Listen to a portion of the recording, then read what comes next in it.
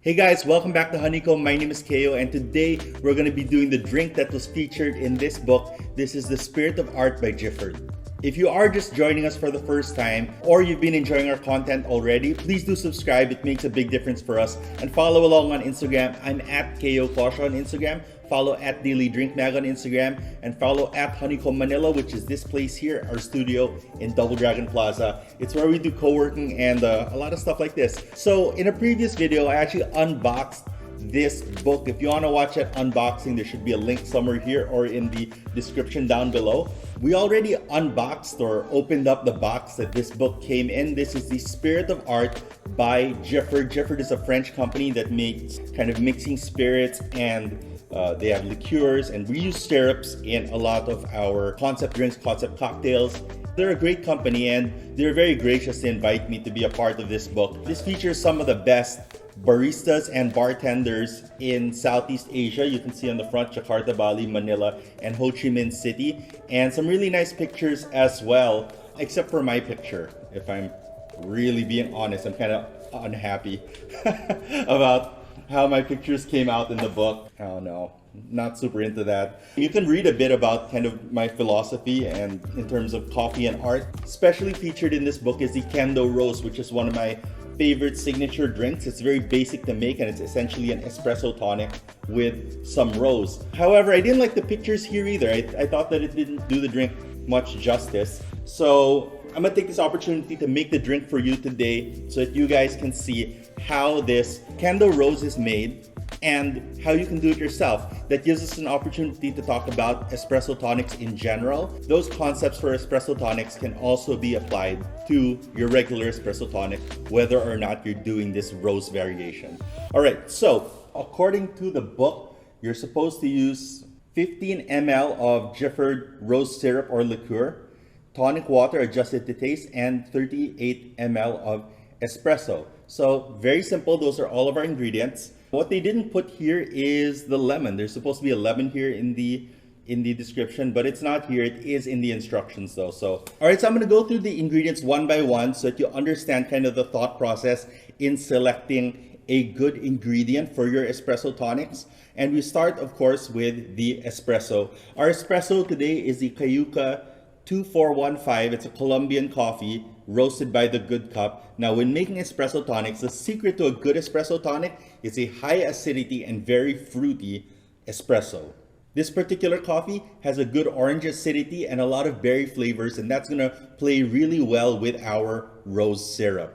Our second ingredient is our rose syrup, and this is the Giffard Rose. I like working with Giffard syrups because all of them are very high quality, and these products allow us to use them for both cocktails and coffee. So it's very useful to have around the lab, especially because as far as rose syrups go, sometimes they can be overpowering, but this one is not. This is a very good rose syrup. And finally, we have our tonic water, which, you can actually use some really nice tonics when you're making gin and tonics. But for espresso tonics, you kind of want to have a cheaper tonic. And there's a very clear reason why. First, when you put the espresso in the tonic, there's a molecular change that happens, and it completely changes both flavors of the espresso and of the tonic. And you're not tasting either one independently. What you're really tasting is them together. So you want something that reacts very well with your espresso. So if you see over here, we have some nice tonic water. This is the Fever Tree, and it's actually written on the packaging of all Fever Tree, and it says, if 3/4 of your drink is the mixer, mix with the best. That makes sense for what they're saying. And if you are doing a gin and tonic where you're tasting a lot of tonic water, yeah, spend more money on a good tonic water. But when we're making espresso tonics, we're specifically looking for a relatively flat tonic, which means that it'll have less carbon dioxide inside, and that carbon dioxide won't react too much with the espresso, which is ideal. For a long time, people weren't making espresso tonics because of that problem of the carbon and the coffee not mixing well together. And over the years, I found that experimenting with different tonic waters, this one that we pick up in S&R called Watson's, which is the cheapest tonic water, it doesn't taste very good with gin and tonics, or it doesn't taste the best with gin and tonics. It doesn't taste the best on its own either, but it works perfectly for Espresso Tonic. So this is what we're going to be using today, the Watson's Tonic Water. Again, it's the cheapest thing in the market today. I think this is 22 pesos a can. And then finally, we have our lemon, which we're going to use as a garnish at the end. Okay, so our first step is that we're going to put in our rose syrup. So you want to put about 15 ml of the rose syrup into the glass, and that gives you a nice bottom layer of pink. You can see it there. Take a small whiff, familiarize yourself with the ingredients. Our next step is that we're actually going to prepare the lemon already, because the espresso actually perishes relatively quickly when you put it into the drink, and there's going to be a reaction. So you want to be able to put the lemon on it very, very quickly. Next, we're going to put in our tonic water already, so it's ready for when our espresso is going to be served. Now, of course, make sure that your tonic water is very cold. This is where all of the coldness from your drink is going to come. I'm going to pour the tonic water on the side of the glass to try and keep it from running too deeply into the pink and mixing too much with the syrup. I'm putting about 150 ml of the tonic water in our drink today. And so we're just gonna let that sit. You can see it's mixed quite nicely. Then we take the peel that we have, we're gonna put it there, ready to go. Finally, we're gonna make our espresso. This is gonna be about a 1:2 shot. So I'm actually using 20 grams of coffee in today's brew because that's our calibration.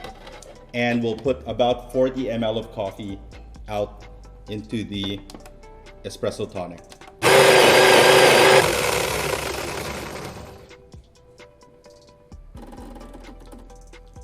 So now we have our espresso, and I'm gonna pour it onto the drink, pouring it onto the back of the bar spoon so that it distributes the pressure and distributes the coffee really well inside of the cup.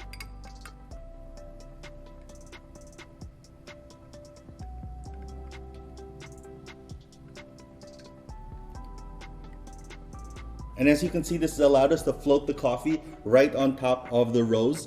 To finish it off, all we're gonna do is we are going to express some lemon oil over the top of the bubbles, and you can see them pop, and then wipe some of that citrus oil on the top of the drink.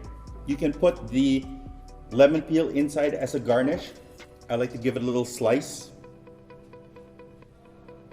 and let it sit right on the drink like so.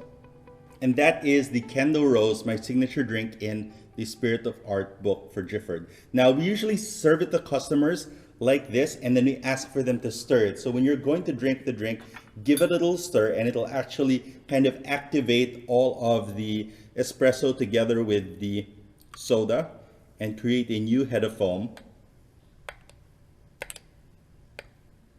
for them to drink. So yeah, it looks really nice during the first service, during the first presentation, but this is actually how it's supposed to look when you're gonna taste it. Cheers. And that's exactly the way it's supposed to taste. So that's a Kendo Rose, and kind of along the way we've shown you kind of the tricks to making a great espresso tonic. The rose really is just a little bit of a modifier, but this works the same as long as you have a good tonic with a low bubble, a low carbon amount, and a good high acidity and tangy espresso like this Colombian coffee.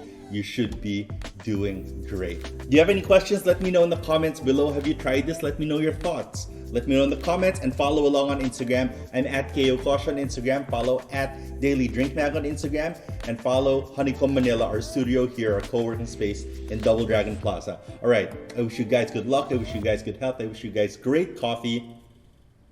Peace.